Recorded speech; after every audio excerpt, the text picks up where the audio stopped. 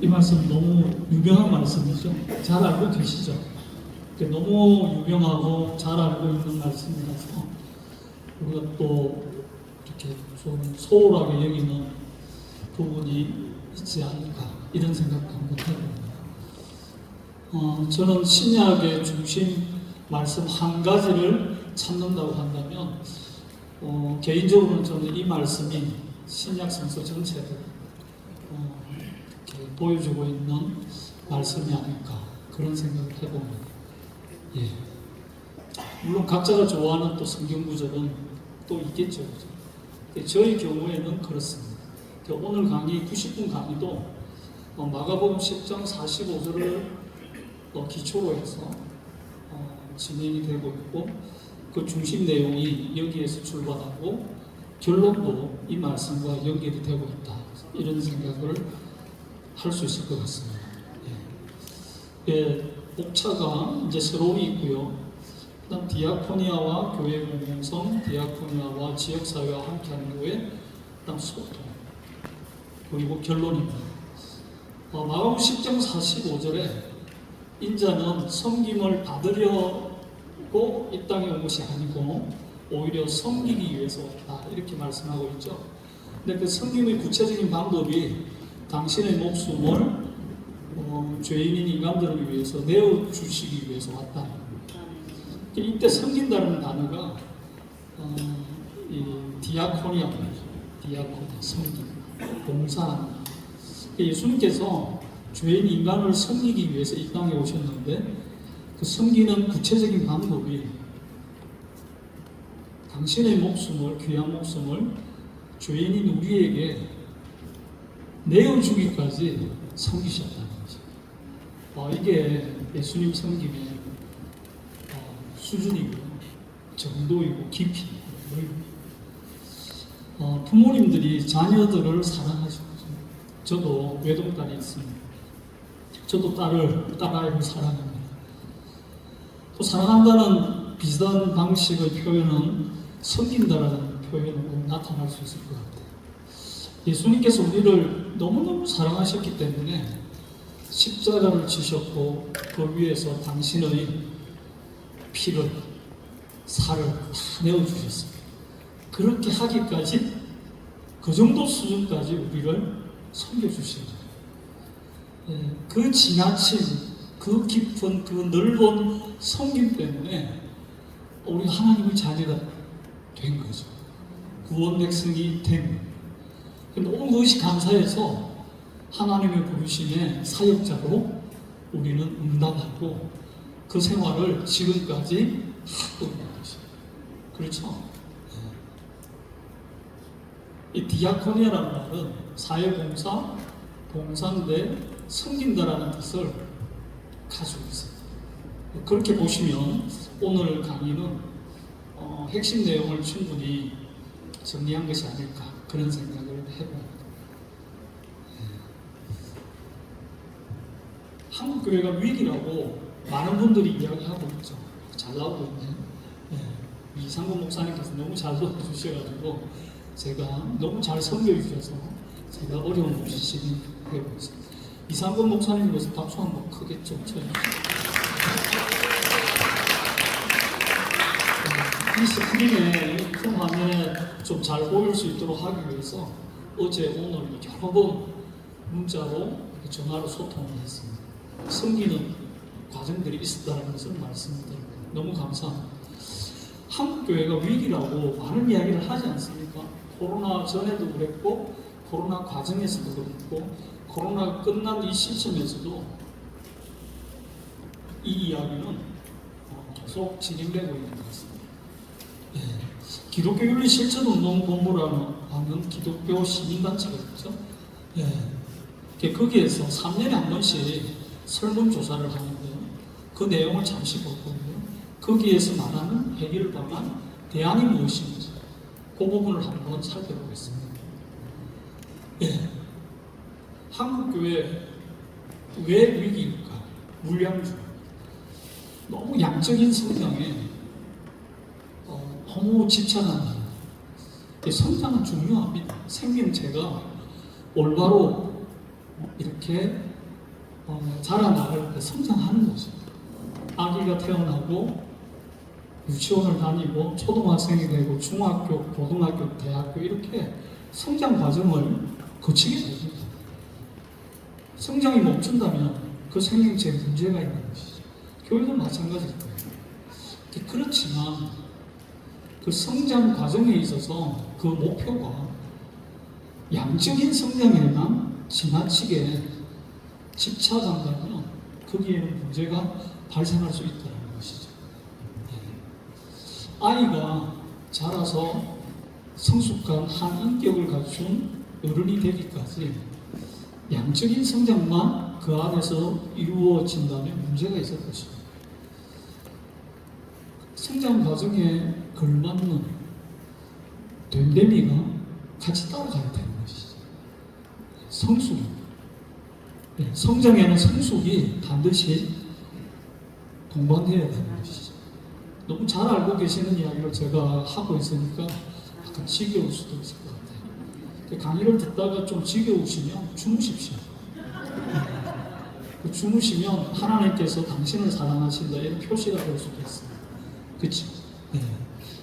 또 제가 이제 강의를 하다가 큰 소리로 하면 또 깨어나시면 돼요.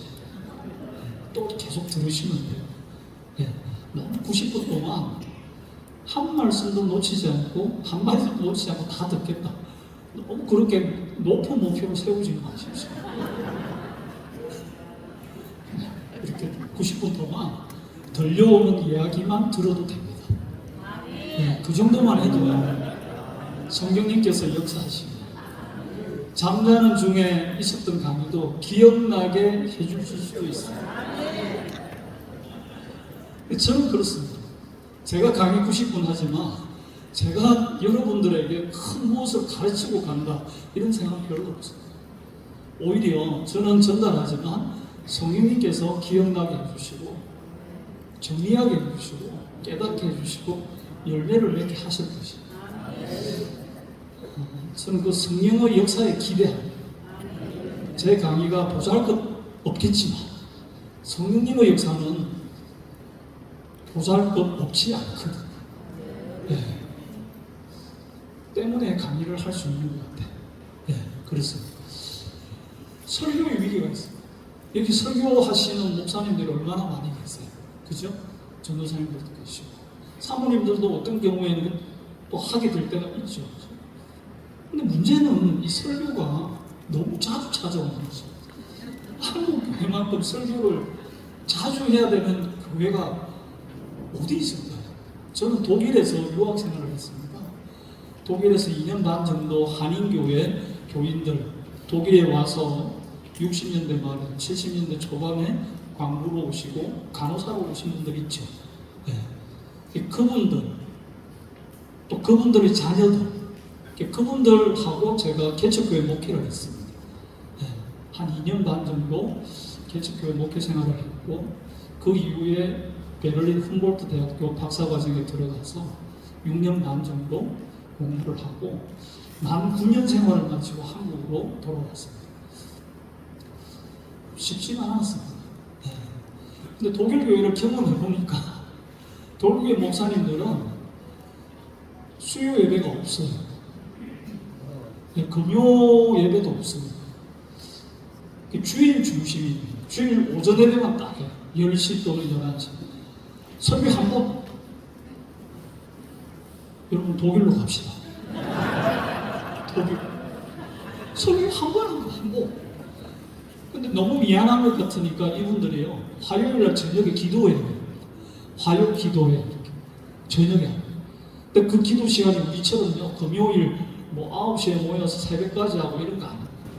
화요일 6시 모여가지고 7시까지 딱 1시간 화요 기도, 화요 저녁 기도 어떻게 하는지 제가 한번 갔습니다. 딱 1시간. 물론 교회마다 조금씩 틀리긴 한데 제가 출석했던 독일 교회는 그러했어요. 네. 그분들은 설교에 대한 위기가 없어요.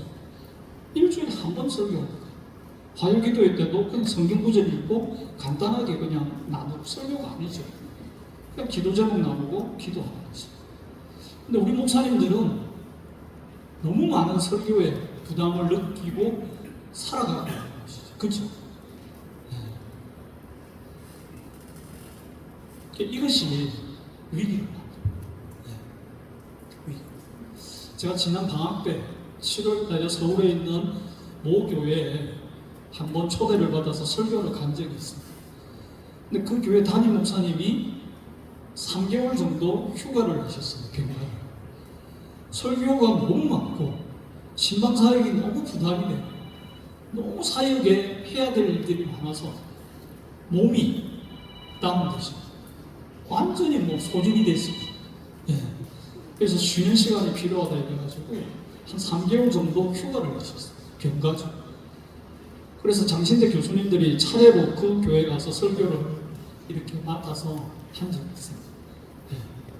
예. 설교의 어떤 부담 때문에 그런 일들이 찾아오는 거죠. 그래서 한국 교회가 힘들다 이런 이야기를 하게 됩니다. 그다음 성경적인 리더십이 없는 것 같다. 예수님께서 12제자들을 양육하고 그들을 섬기고 그들을 제자로 키워나갈 때 보여주신 리더십은 섬김의 리더십입니다. 그렇죠? 예수님은 섬기는데 전문가셨던 것 같아요. 제자들의 발을 씻기시지 않습니다. 그렇죠? 더러운 발, 먼지가 가득한 발, 당신 손으로 손수 만지면서 씻어주셨습니다. 그렇죠? 우리는 1년에 한 번 그런 행사를 만들어서 하죠. 그죠? 예수님 그러시지 않으셨던 것 같아요. 자꾸 제가 지금 강조하는 단어가 섬김. 헬라 단어로 디아코니죠. 섬김. 섬김의 리더십인데 이게 이제 한국 교회는 부족한 것 같다는 것입니다. 그러니까 교회 내에 재산 가지고 많이 싸운다는 거예요. 장로님과 목회자가 싸우고, 장로님과 장로님이 싸우고, 그죠?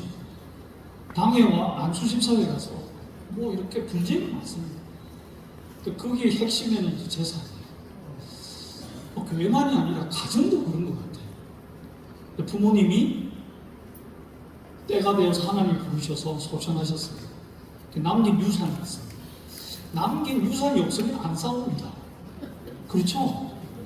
근데 남겨진 유산이 많을수록 자녀들은 싸우게 돼요. 유언을 남기시고 가시면 그 싸움의 정도가 해결이 좀 되죠. 근데 그런 것도 지금 정리가 안 된 상태에서 갑자기 하나님의 부르심을 받게 되면 재산 때문에 싸우는 자녀들이 너무 많습니다. 유산 앞에서는 형제도 자매도 없는 거예요. 극단적으로 그렇게까지 이야기하는 사람이 있어요. 유명한 문장이 있죠.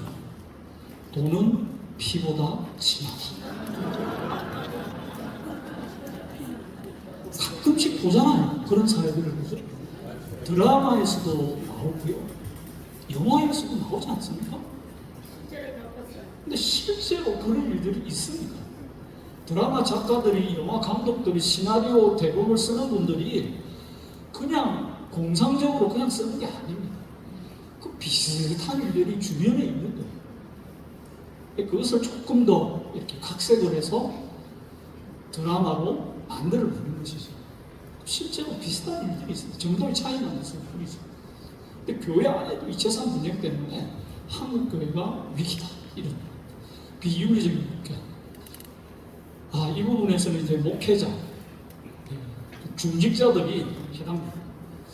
좀 더 도덕적인 삶을 살아야 되는데 문제되는 것이 더 많이 있는 거죠. 일반 사회 사람들이 어떻게 기독교인들이 이렇게 살 수 있습니까? 교회 직분을 맡은 사람들, 소리집사도 아니고 중직을 맡은 분, 목회자로 부르심을 받은 사역자들이 가끔씩 실수하게 되잖아요.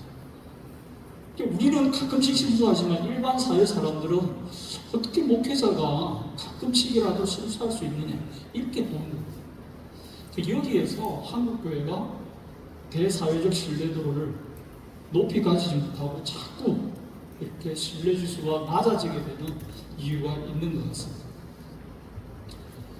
이제 통계로 좀 볼게요. 이게 숫자가 나타나면 훨씬 더 마음에 와닿습니다. 2010년 조사입니다. 한국교회 믿을만한가? 일반 사회 사람들이 평가했습니다. 개신교 20%, 가톨릭 41%, 불교 34%. 2014년 한국교회 21, 또 비슷해요. 개신교는 20에서 21, 가톨릭 좀 내려오고 29, 불교도 내려왔어요. 그죠? 네. 우리는 그래도 14년 전에 1.3 올라갑니다. 근데 너무 좋아하지 마십시오. 그 다음 글을 보십시오. 무종교인들, 종교가 없는 사람들에게 물어봤습니다. 개신교 믿을만 합니까? 100명 가운데요, 8반올림에서 100명 가운데 9명이 믿을만하다고 이야기합니다. 100명 가운데 가톨릭 32명 믿을만하다고 이야기합니다. 불교 100명 가운데 26명이 믿을만하다고. 종교가 없는 사람들은 이렇게 생각한다는 거예요. 여러분, 이 통계치수 보니까 좀 놀랍지 않습니까? 그죠? 2020년으로 14년 이야기했죠, 그죠? 2020년 가장 신뢰하는 종교가 뭐냐? 개신교가 아닙니다. 가톨릭 30%, 100명 가운데 30, 1000명 가운데 300명, 그죠? 불교 26%, 개신교 18.9, 반올림에서 19명, 100명 가운데 19명, 1000명 가운데 190명. 여러분, 지금 2010년, 2014년, 2022년 조사 결과는요, 우리 개신교는 계속 마지막이에요. 그래도 동메달은 됐잖아. 그렇게 생각하시면 안 돼요. 그죠? 이게 올림픽 메달 순서가 아니잖아요. 금메달, 은메달, 동메달이 아니잖아요. 그죠? 2021년으로 넘어와서 한국 개신교 여전히 21%, 23년 21%. 지금 결론적으로 이야기하면 한국 교회는 20%에서 21%, 조금 올라가면 1% 오릅니다. 그렇죠? 지금 10년 통계가 말해주고 있는 거예요. 2010년 통계부터 2021년 통계, 2023년까지 왔어요. 그죠? 가장 호감 가는 종교를 물었습니다. 가톨릭 24.7%, 불교 23.4%, 개신교 20%를 유지를 못해요. 여기에서 비호감이 다른 두 종교에 비해서. 개신교 16.2%. 여러분, 이게 수치로 보면 한국교회가 대사회적 신뢰도가 낮다, 좀 낮겠지. 우리는 그 정도 생각합니다. 추상적으로. 그죠? 뭐 가톨릭보다 뭐 조금 낮을 거야. 불교보다 조금 못하겠지. 근데 숫자로 보니까 어떻습니까? 위기라는 생각이 들지 않습니까? 위기. 물론 위기의 또 다른 말은 기회가 될 수 있죠. 위기니까 그게 또 우리를 변화시킬 수 있고 우리가 도약할 수 있는 기회로 만들면 됩니다. 근데 위기에서 호전되다가 더 큰 위기로 빠지는 사람들이 있죠. 그러면 희망이 아니에요. 그렇죠.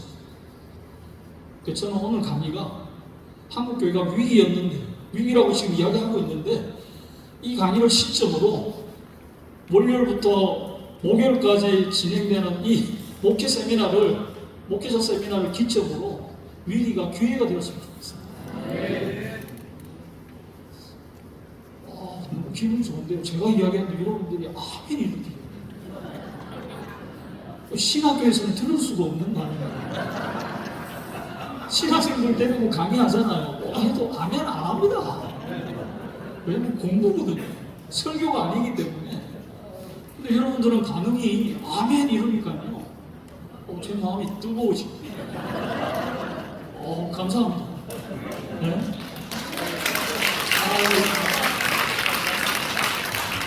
박수까지 쳐주시니까 제가 몸둘 바를 모르겠어요. 그럼 제가 어제도 강의했지만 학교에서 박수 안 쳐줍니다, 학생들이. 학생들이 박수 쳐줄 때는요, 다음 주 이런 일이 있어서 수업 안 하고 휴강합니다. 이럴 때 박수 쳐요. 강의할 때 박수 안 쳐요, 학생들이.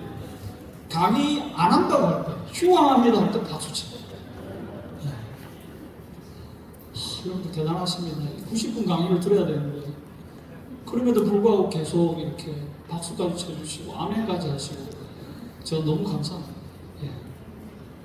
예, 김병영 교수님, 서울대학교 통일평화학을 가르치는 교수님인데, 이분이 독실한 크리스찬입니다.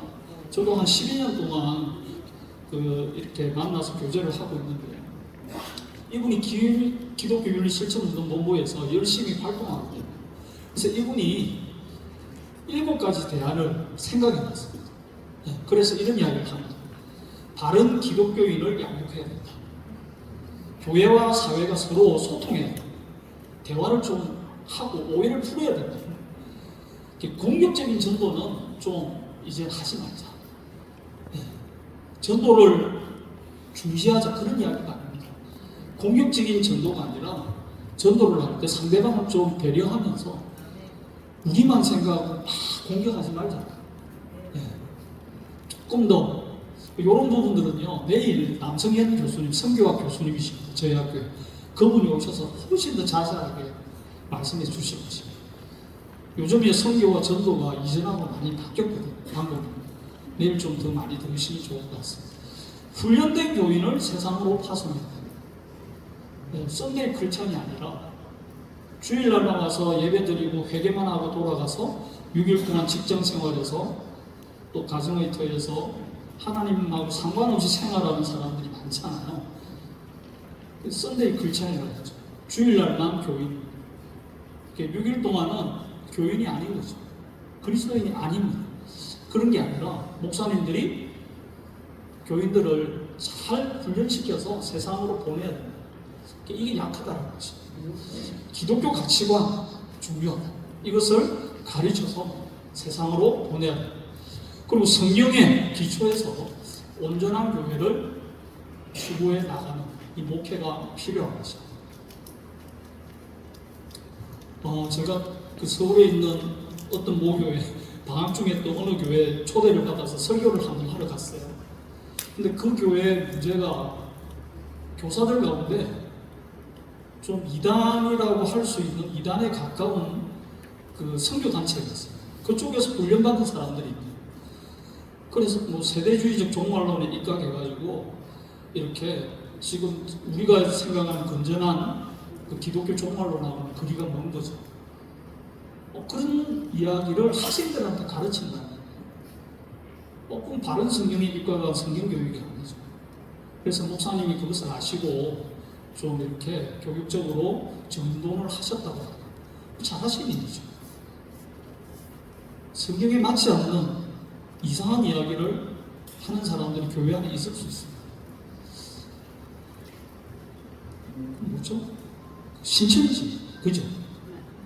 신천지가 저희 장로교 신학대학교 교문 바로 밑에까지 와서 전도합니다. 놀랍지 않습니까, 여러분? 네? 신천지 멤버들이요, 저희 교문 밑에서 학생들 내려오고 올라갈 때 약간 언덕길이거든요. 한 15도 경사길인데 나름대로 자기들이 만든 전도지죠. 네? 그런 것들을 주면서 예수 잘 믿으세요. 그러면 저희들 뭐. 제가 화가 나가지고 싸웠습니다. 네. 어디서 이런 바쁜 전도를 하는 거예요? 네? 장사를 해도 거기에 도덕이 있고 상도가 있잖아요. 그죠? 어떻게 신학교 교문학교 와서 이렇게 하는 거예요? 거짓 진리를 전달하고 싸웠습니다. 근데 그 신학교 박수가 제가 더 센 거 이야기하려고 하는데 지금 박수가 다음 센 이야기에 박수가 나와야 됩니다. 박수 기대하겠습니다. 제가 강의하다가 이제 저희들이 연구실에 있다가 또 이제 강의하러 가고 그러지 않습니까? 교수님들이 이제 개인 사무실이 있어요. 연구실이라고 하는데 책 책도 놓고 이렇게 의자도 몇 개 있고 학생들 오면 면담도 하고 그렇게 하는 작은 연구실이 있는데 이제 보통 교수님들이 문을 잠그고 안 다닐 때도 있거든요. 뭐 학교 아니니까 누가 뭐 도둑이 있겠나 싶어서 이제 이렇게 열어놓고 다닐 때도 있습니다. 그런데 제 연구실 문이 열려 있었어요. 신천지 전도 멤버가 들어와가지고 쪽지를 남겼어요. 예수 잘 믿으세요.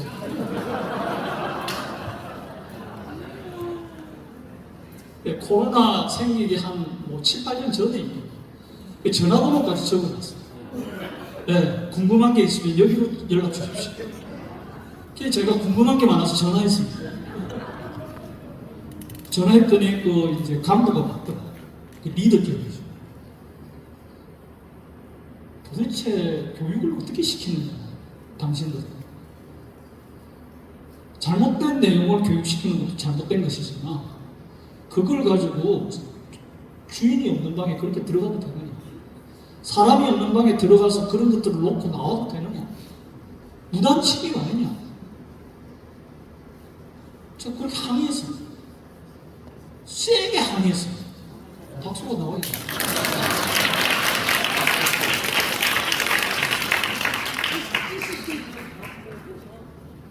그분이 간부가 이야기했습니다. 교육 더 잘 시키겠습니다. 웃기는 이야기 아닙니까? 제가 호통을 쳤어요.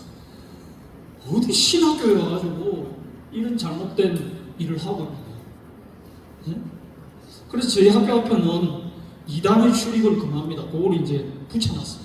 세워놨어요. 왜냐하면요, 그거로 세워놓지 않으면 들어와서 뭔가를 할 때 우리가 법적인 근거가 없어요. 쫓아내려고 하는 거죠.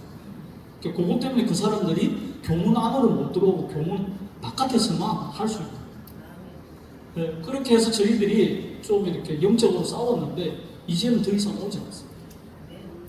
교문 밑에는 안 오고요. 어디서 하는가 하면 장신대 오려면 이제 지하철 5호선 타고 내려서 올라오거든요. 지하철 그 입구에서 전도합니다. 네. 거기까지 밀려갔어요. 성공할 수가 없죠.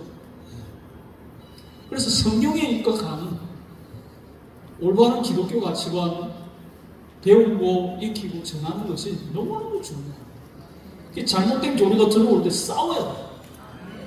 여러분, 이단하고는 소통할 필요가 없어요.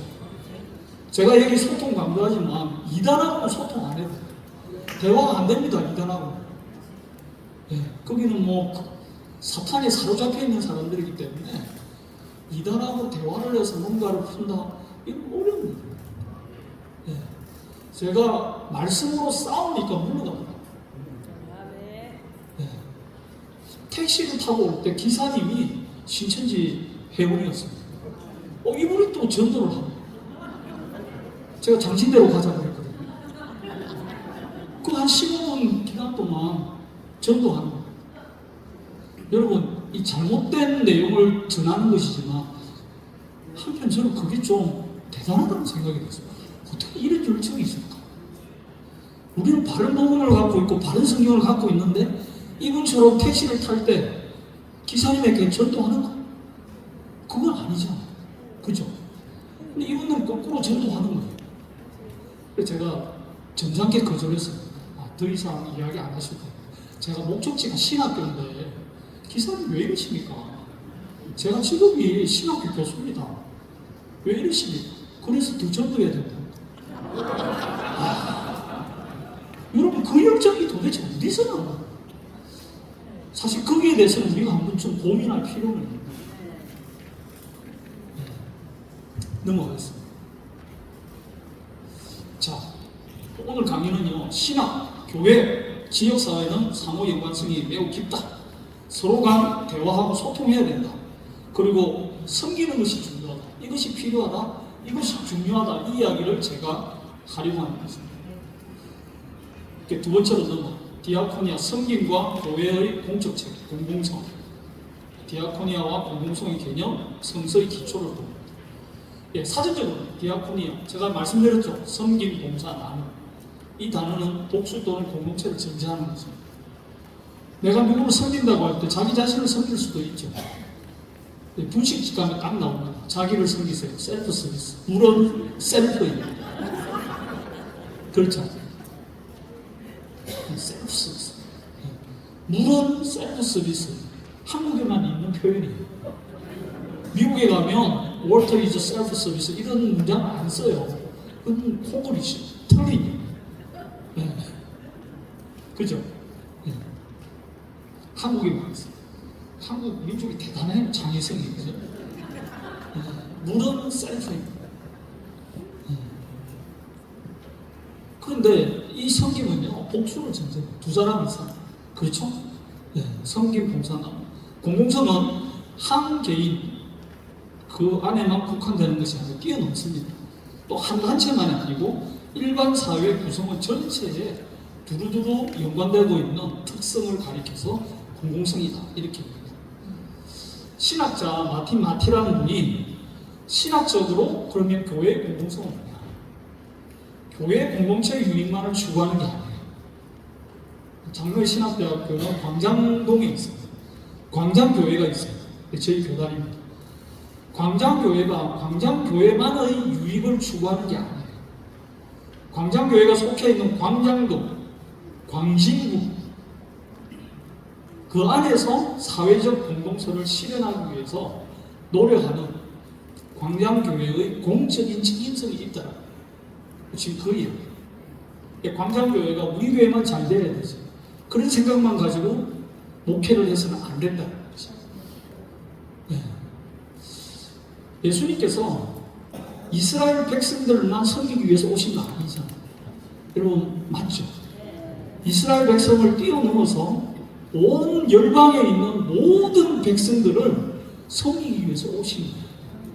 이스라엘 백성들은 자기만을 섬기기 위해서 왔다 이렇게 생각했죠.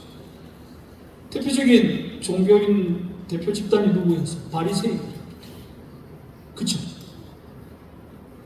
근데 예수님은 훨씬 더 공적인 책임성을 갖고 계셨어요.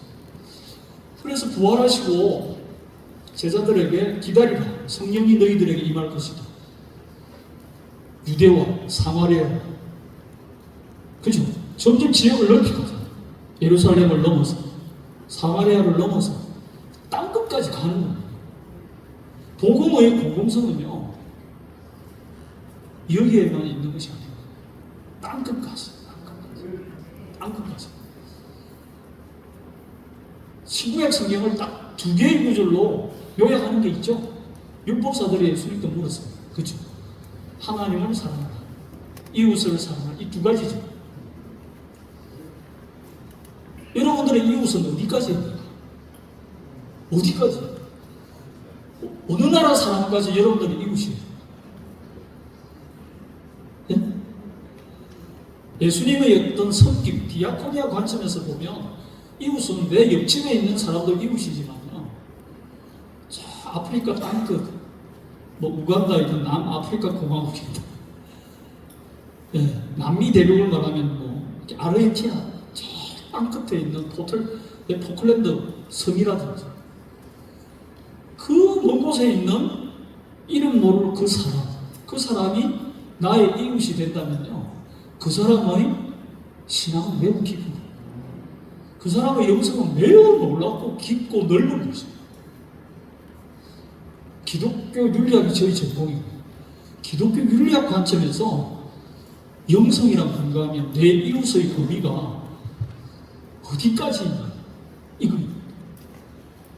내가 사랑해야 되는 이웃의 범위가 어디까지인가? 내 바로 옆집인가? 우리 아파트 전체 구역인가? 우리 동네 전체인가? 우리 군가? 우리 도인가? 우리 나라인가? 아시아? 뛰어넘는 것이죠. 여러분들의 이웃의 범위가 어디까지인지 한번 점검해 주십시오. 오늘 제가 왜 이렇게 필을 받았죠? 학교에서 강의할 때는 점잖게 이야기했는데 마이크 들고 지금 제가 소리도 내고 이렇게 하는, 저도 왜 이런지 잘 모르겠어요.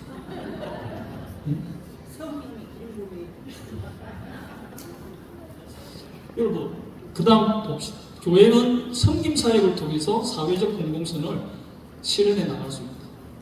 네. 사회 사람들이 생각하는 공통적으로 생각하는 선이 바로 사회적 공동선입니다. 뭐 자유, 평화, 진실, 책임, 화해, 그죠? 예. 성령의 열매들이 사회적 단어로 이렇게 변화가 된다 이렇게 생각하시면 될 것 같아요. 예. 섬김, 디아코니아는 교회의 공적 책임을 이행하는 중요한 사역이다. 그렇게 보시면 되겠습니다. 교회는 어떤 곳인가? 말씀 공동체, 하나님 사랑하고 이웃을 사랑하는 10계명도 딱 1계명에서 4번째 계명까지는 하나님 사랑, 5계명부터 10번째 계명까지는 이웃 사랑이죠. 그렇죠? 예. 제자 공동체, 빛과 소금의 역할, 마태복음 5장 13절에서 16절, 산상수훈의 핵심이죠. 마음 10장 45절 나와 있네요. 제가 깜빡했습니다.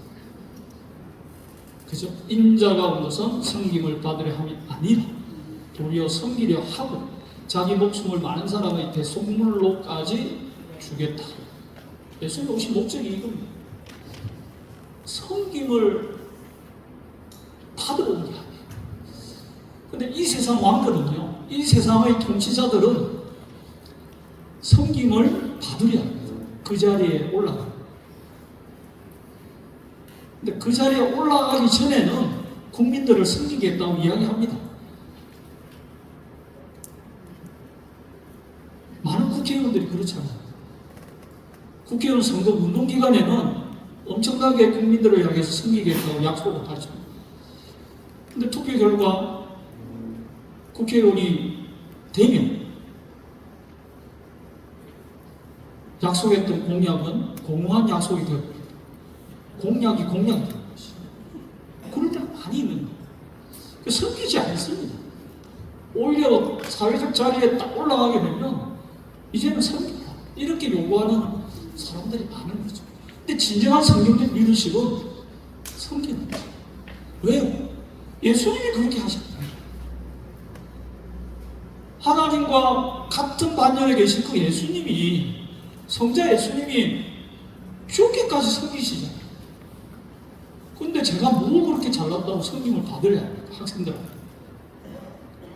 요즘 MZ세대들 앞에서 교수들이 학생들한테 대접받으려고 하면 큰일 납니다. 안 됩니다. 시대가 완전히 달라졌어요. 섬겨야 됩니다. 뭐 100명 강의, 뭐 80명 강의, 150명 강의, 필수 강의도 그렇게 많이 듣잖아요. 그럼 뒷자리에 자는 학생들이 있어요. 제가 옛날에, 여러분들이 이전에 학교 다닐 때는 선생님들이 어떻게 했습니까? 가가지고 이렇게 자로 이렇게 한 대 이렇게 하고 하면서 어떻게 합니까? 도대체 어젯밤에 뭘 했길래 공부 시간, 수업 시간 자느냐? 화를 내고 야단을 치지 않습니까? 그게 일반적인 모습이잖아요. 근데 지금은요, 그렇게 해서 학생들이 변화되지 않습니다. 최근에 오신 신진 박사님들 제가 수업을 봤습니다. 그분들은요, MZ세대의 특성을 너무 잘 알아요. 뒤에서 학생이 잡니다. 가가지고 깨고 옵니다. 어젯밤 무슨 일이 있어요? 집안에 큰 일이 있어요. 그럼 학생이 뭐 이런 일이 있어서 너무 피곤해서 더 자라. 약간 과장했지만 최근에 들어오신 신진 박사님들은요, 위로하고 오히려 격려하고, 그럼 학생이 감동을 받아서 다음 시간에 안 자는 거예요. 매로 어젯밤에 뭐 했냐면 부모님도 좀 생각해라. 이렇게 안 통합니다. 지금 안 통해요. 네. 그러니까 이제 어떻게 생길 것인가? 물론 그 신진 박사님의 그 방식이 100%꼭 정답이다, 저는 그렇게 생각하지는 않습니다. 그렇지만 옛날 방식과 지금의 방식을 조금 비교하면서 더 적합한 방식이 뭔지 우리가 고민을 해봐야 돼요. 그렇죠? 고민을 해봐야 돼요. 근데 중요한 것은 뭐예요? 섬겨야 된다는 거예요. 섬김의 방식도 중요하지만 지금 내가 섬기고 있느냐? 목회자로서 성도님들을 내가 어떤 교회에 목회하고 있는데 그 교회를 내가 정말 섬기고 있느냐? 그게 중요한 거예요. 그건 네. 사회적 삼일체 이런 이제 뭐 좀 어려운 신학적 단어가 있는데, 몰트만 선생님이 올해 4월달에 제가 알기로 93세의 그 연세로 하나님의 부르심을 받았습니다. 독일이 나온 유명한 칼빈 신학을 하는 유명한 개혁파 신학자예요. 이분이 페레포레시스라는 헬라어 단어를 참 좋아하는데, 뭔가 하면 성부 하나님, 성자 하나님, 성령 하나님은 각각 독립적인 주체로서 활동하는데 각각의 독특성을 유지합니다. 삼위 하나님은 상호 내주하고 상호 침투한다는 거예요. 교제를 서로 간에 한다는 거죠. 그럼으로써 하나님은 자유로운 교제 가운데 상호를 위한 공간을 만들고 서로 안에 거주함으로써 하나의 심적인 공동체를 만들어갔다. 여러분 뭐 무슨 이야기인지는 알 것 같기는 한데 좀 어렵게 썼죠. 여러분 학자들이 하는 일이 이런 일입니다. 쉽게 이야기하면 되는데 그냥 꼬고 그러는 거예요. 그렇게 해야 왜? 있어 보이잖아요. 네, 몰트만 선생님도 이렇게 쓰십니다. 하나님께서 왜? 성부 하나님, 성자 하나님, 성령 하나님이 서로 간에 따로 놀지 않고 교제한다는 거지. 서로 내주하고 안에 들어가고 상호 침투하고 상호 옆에서 있고 이야기를 들어주고 이런 영적인 펠로우십을 가진다. 때문에 이 삼위 하나님의 페레코레시스를 배워서 우리도 그렇게 살아가자. 교회 공동체도 성도님들 사이에 이런 교제가 있으면 좋겠다. 그리고 뭐예요? 교회가 사회와 이런 방식으로 소통하면 좋겠다. 그 이야기. 네. 네, 복음에 합당한 목사 평화를 위한 독일 신학자, 독일 개신교 회의회 회장을 역임했던 했던 볼프강 후보라고 유명한 신학자이자 목사님이 있습니다. 이분이 교수자기 논문에서 교회의 공공성, 웨펀틀리케 테올로기, 독일 단어로 그렇게 썼습니다. 예. 사회를 향한 섬김이 있고 그것은 인권운동, 평화운동으로 정치적인 섬김으로 나타날 수 있다. 이런 이야기를 했고요. 그 다음에 제가 전공한 디트리히 보네프 목사님, 히틀러 지하에서 나치의 그 잘못된 정치를 비판하고 유대인들을 비판하고 600만을 학살했던 거기에 반대해서 저항했던 우리나라의 주비철 목사님과 비슷한 분입니다. 그렇게 생각하십니다. 디트리히 보네프 목사님이 개신교 루트교 목회자였고 독일 신학자. 이분이 인간의 사회성, 교회의 공동체성을 이야기합니다. 이분의 그 책에서 이런 구절들이 제가 뽑아왔습니다. 개인은 이웃을 통해서만 존재, 타자는 이웃입니다. 개인은 홀로 존재하지 않는다. 단독자가 아니랍니다. 한 개인이 될 수 있기 위해서는 필연적으로 뭐예요? 이웃이 먼저 존재해야 돼요. 필연적으로 다른 분이 있어요. 자녀들이 있습니다. 아들이든 딸이든 상관없어요. 아들과 딸이 존재하기 위해서 누가 있어야 됩니까? 부모님이 계셔야 돼요. 그죠? 네, 부모님과 자녀와의 관계를 여기에 적용하면 딱 맞습니다. 부모님의 존재가 전제되지 않는 아들이 있을 수 있나요? 딸이 있을 수 있나요? 자녀가 있을 수 있나요? 없는 거죠. 네. 이게 이제 인간의 사회성입니다. 사회적 동물, 사회적 존재고 홀로 살아갈 수 없다라는 거예요. 근데 우리 사회가 지금 우리의 존재 자체는 홀로 살아갈 수 없도록 만들어져 있어요. 아담도 그러했기 때문에 하나님이 왜 하와를 만들어서 곁에 두시는 것이죠. 그래서 하와가 옆에 있을 때 아담이 온전한 인간이 되는 거예요. 그렇죠? 성경은 그렇게 이야기합니다. 근데 지금은요, 혼자를 강조하는 시대가 많이 되고 있어요. 분식집에 가도 식당에 가도 뭐예요? 혼자 밥 먹는 공간이 딱 있습니다. 혼밥. 혼밥이 유행이에요. 혼밥. 혼자 먹는 밥이에요. 혼밥이. 밥만 그래요? 술도 그래요. 혼술 이런 이야기죠. 그죠? 우리 뭐 기독교인들은 혼술 이런 단어하고 친하진 않겠지만 네. 커피하고는 친하죠. 홈컵 뭐 이런 단어가 나올 수 있어요. 커피숍은 자주 가시잖아요. 그죠? 네. 이제 뭐 혼자 가서 커피 마시는 그런 분들이 꽤 있어요, 여러분. 꽤 있습니다. 커피숍 가보세요. 프랜차이즈 커피숍, 스타벅스 이런 데 가보십시오. 젊은이들이, MZ세대들이 앉아있는데 혼자 앉아서 공부하는 애들이 그렇게 많아요. 커피 한 잔 시켜놓고. 커피 한 잔 시키고 5시간, 6시간을 그 자리에 있어요. 사장 입장에서는 너무 화가 나는 거예요. 1시간 앉아있고 자리를 비워줘야 다른 손님이 오잖아요. 회전율이 빨리 돌아가야 되잖아요. 그래서 지금은 어떻게 됐는가 하면 스타벅스에 가면 프랜차이즈 2시간 이상 있으면 차 한 잔을 더 시켜야 됩니다. 이렇게 있어요. 네? 그렇게 있습니다. 사장 입장에서는 그죠? 네, 그런 이야기가 나올 것 같아요. 근데 보네포 목사님이 페레코레시스 이야기, 무한한 친밀감 속에서 상호 침투를 통해 나와 너는 얽혀진다. 언제나 떨어질 수 없는 존재가 된다. 서로를 의지하고 서로에게 가장 깊이 참여하고 함께 느끼고 함께 체험하고 정신적 상호교류의 도도한 강물에서 서로를 지배하고. 앞에 몰트만 교수님이 이야기한 페레코레시스 개념이 여기 있는 거예요. 보네포는요, 사람과 사람 사이에서 페레코레시스를 강조하고 있는 거예요. 상호교통, 상호소통.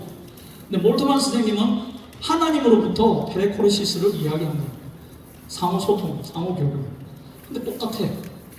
그래서 이 보네포 목사님이 자기 박사학위 논문 성도의 교제에서 이런 이야기를 합니다. 하나님을 연구하다 보면 공동체가 무엇인지 알게 되고, 공동체를 연구하다 보면 인간이 무엇인지 알게 된다. 근데 이 순서는 바뀌어도 마찬가지다. 인간이 무엇인지 연구하다 보면요, 공동체가 무엇인지 알게 되고, 공동체가 무엇인지 연구하다 보면 하나님이 어떤 존재인지 알게 된다. 순서는 다르지만 똑같다는 거예요. 여러분 동의하십니까? 정말 맞는 것 같아요. 몰트만 선생님은 하나님에 대해서 먼저 공부합니다. 그리고 그러면 인간은 어떻게 살아야 되나? 적용을 그렇게 했죠. 근데 보네포 목사님은 하나님이 창조하신 자녀들이 상호 소통하고 상호 교제하는 삶을 살아가야 된다. 근데 이 삶이 우리 안에서 그냥 나타난 것이 아니라 하나님께서 가르쳐 주신 것이고, 하나님이 직접 그렇게 살아가신 것을 우리에게 보여주신 것이고, 이렇게 연결이 되는 거예요. 마찬가지 넘어가겠습니다. 그다음 교회도 적용합니다.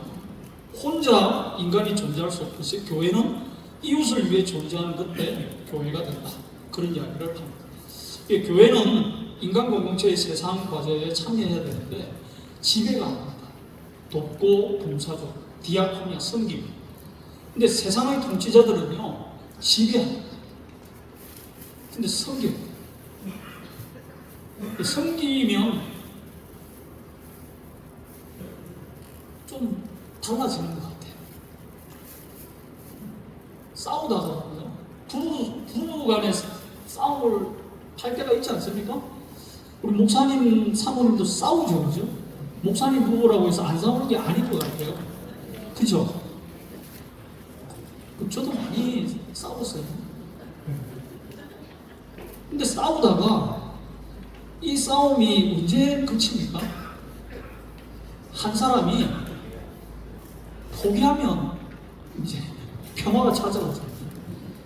근데 둘 다 끝까지 자기 주장을 고집하면 평화가 찾아오지 않다. 그죠? 한쪽이 오늘 강의 내용을 가지고 이야기하면 상대방을 향한 섬김의 내용을 이야기하게 될 때 부부싸움도 멈추고 평화가 찾아오는 것 같아요. 네. 섬김은 매우 중요한 것입니다.